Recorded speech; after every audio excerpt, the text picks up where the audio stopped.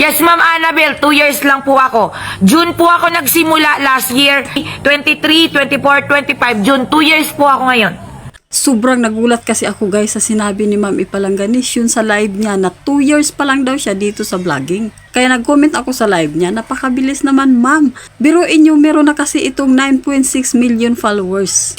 At sabi niya, noong una siyang nagkaroon ng 100,000 followers ay isang araw lang. Dahil daw nagkaroon siya ng viral video na umabot ng 30 million. Kasi bihira lang yan guys, biruin mo, 9.6 million followers tapos 2 years pa lang siya.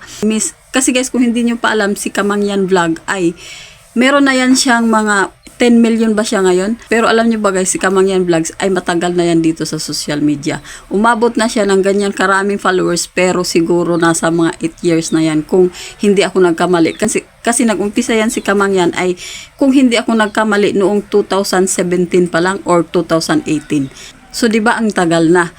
At yun na nga, nung nabasa niya ang comment ko, sobrang saya naman sa pakiramdam. Para akong nanalo ng loto guys, noong napansin ni Ma'am Ipalangganis yun ang aking comment doon sa live niya. Siyempre, napakadami nag-comment doon sa live niya, tapos hindi mo akalain. Siyempre, biruin nyo naman, mapansin kayo ng napakalaking vlogger, di ba? Napakasarap pala ng feeling, no? At hayaan nyo kapag mag-live ako, i-mention ko kayong lahat para naman at least ay sumaya. Pero hindi naman ako pala malaking vlogger.